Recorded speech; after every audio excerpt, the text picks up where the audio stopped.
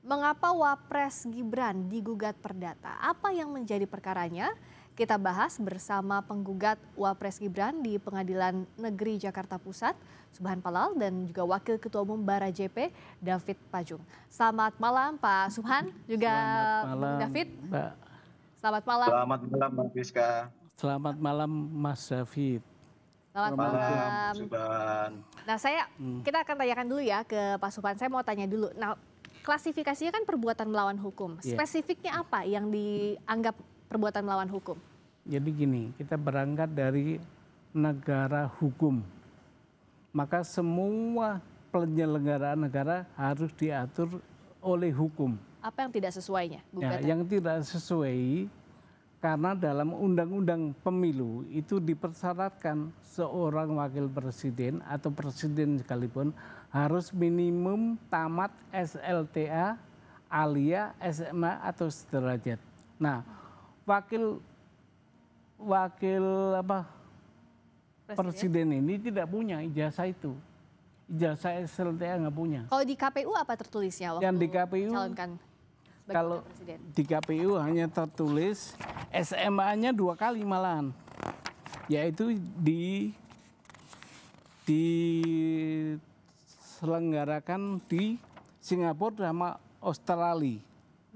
Yang di Australia itu yang disetarakan sama SMA itu Orchid Park Secondary School Singapura, yang Australia UTS Institute Sydney. Kalau dari hasil penelusuran Pak Subhan dan kawan-kawan itu tidak setara SMA? Gini, meskipun setara, tapi undang-undang tidak memberikan amanat itu. Amanatnya hanya tamat minimum riwayat pendidikannya SLTA atau SMA alia sederajat. Hanya itu. Saya tanya ke Bung David, ini dipersoalkan soal pendidikannya dianggap tidak memenuhi syarat SMA atau sederajat. Ya, jadi gini Mbak, ini kan kita sudah melangkah 10 langkah, terus kemudian kita mau menarik langkah lagi undur ya. Ini namanya mencari jarum dalam jerami ya, artinya sesuatu tindakan yang sia-sia, yang begitu berat.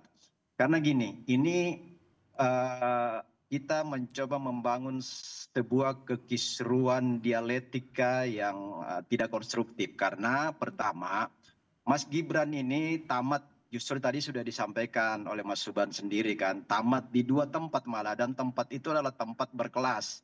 Di Orchid Park Secondary di Singapura dan di Australia.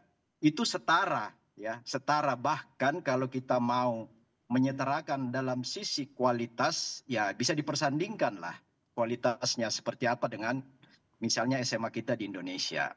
Lalu kemudian yang kedua, Mas Gibran ini adalah mantan wali kota, di mana persyaratan administrasi ketika maju di pilkada wali kota, lalu kemudian maju ke pilpres lagi sebagai wapres, itu kemudian mengalami lagi satu proses di KPU ya. Jadi 2 kali proses itu.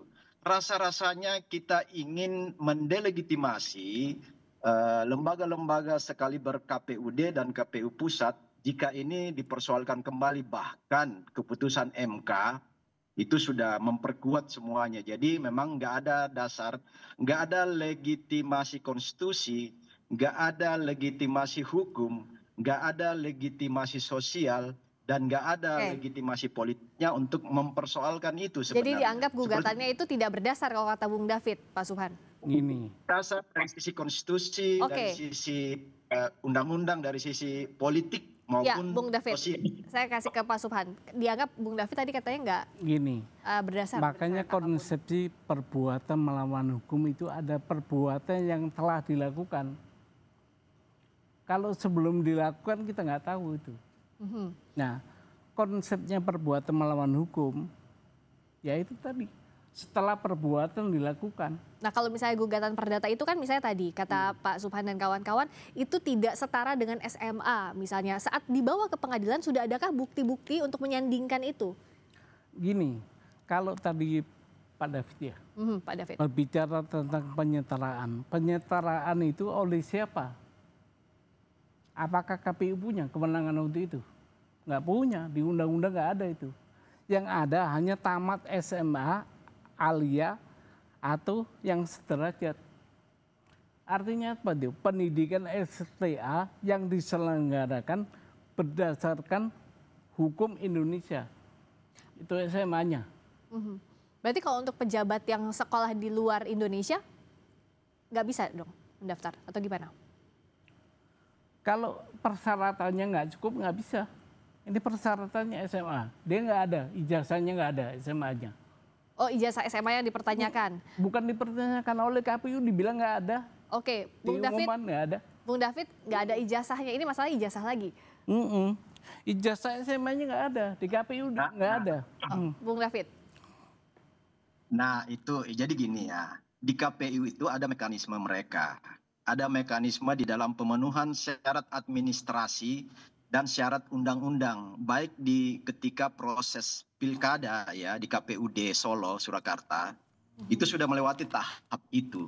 Kemudian yang lebih tinggi lagi jangkauannya di KPU Pusat ketika Cawapres kemarin itu dilakukan hal yang tentu lebih saringannya lebih ketat lagi, baik dari sisi undang-undang ya, dari sisi administratif, termasuk tadi itu bahwa sederajat ya, bahasa hukumnya itu sederajat. Nah sederajat ini ya bukan di situ nggak bunyi bahwa itu khusus lulusan Indonesia. Coba Pak, di mana Pak Subhan temukan itu bahwa khusus lulus di dalam negeri atau pendidikan di Indonesia, kan nggak bunyi itu. Jadi prinsip hukum selama nggak ada bunyi itu maka nggak ada pelanggaran Pak. Dan ini kembali lagi ya, kita membuat kekisruhan lagi seolah-olah ini ada pelanggaran hukum ya. Kita mengabaikan mendelegitimasi tugas dan fungsi KPUD. Kemudian sekian puluh juta rakyat Indonesia, rakyat Solo yang sudah memilih Mas Gibran di Solo, rakyat Indonesia yang sudah memilih Prabowo Gibran di Indonesia itu dengan kemenangan 50% lebih ya, 56% itu kita mencoba mengabaikan itu. Ini hal-hal yang dicari-cari, kemudian kita mencoba membangun sebuah kekisruhan politik ya, kalau ini terus digoreng kepada hal-hal yang tidak konstruktif bagi bangsa ini. Bangsa ini coba maju lebih jauh lagi untuk bagaimana meraih Indonesia Emas dengan segala macam Jadi perjuangan. kita ada buktinya. Apa bukti yang dipunya oleh Pak Subhan, coba dokumennya? Gini, saya bacakan Mas David ya. Bunyi monggo. Pasal Undang-Undang Nomor 7 Tahun 2017 tentang Pemilihan Umum, Pasal 169 huruf R, junto Pasal 13 Peraturan Pemilihan Komisi Pemilihan Umum Nomor 19 Tahun 2023 huruf R juga. Bunyinya begini nih. Berpendidikan paling rendah tamat sekolah menengah atas, madrasah aliyah, sekolah menengah kejuruan, madrasah aliyah kejuruan, atau sekolah lain yang sederajat. Cukup kan? Cukup definitif itu. Kenapa? Sangat definitif. Iya, definitif. Sangat. Nah, dia si wakil presiden ini nggak punya salah satu dari yang disebut ini. Sekolah lain yang sederajat, Bapak memahami makna sekolah lain yang sederajat itu gimana? Silakan dijawab. Makna lain yang sederajat itu adalah sederajat yang diselenggarakan berdasarkan hukum Indonesia. Oh, enggak bunyi begitu Pak. Coba jangan menerjemahkan sendiri. Bukan, ya. ini bukan menerjemahkan. Jangan mencoba membangun interpretasi. Bapak juga jangan menafsirkan lain. Ini tafsir gramatikalnya begitu. Loh, KPU sebagai lembaga pelaksana pemilihan umum ya, baik di daerah KPUD dan di pusat itu KPU, itu sudah menginterpretasi itu berdasarkan kewenangan diskresi yang ada pada mereka, Pak. Dan itu kita yakini pasti berkoordinasi dengan lembaga-lembaga tinggi pendidikan yang formal di Indonesia.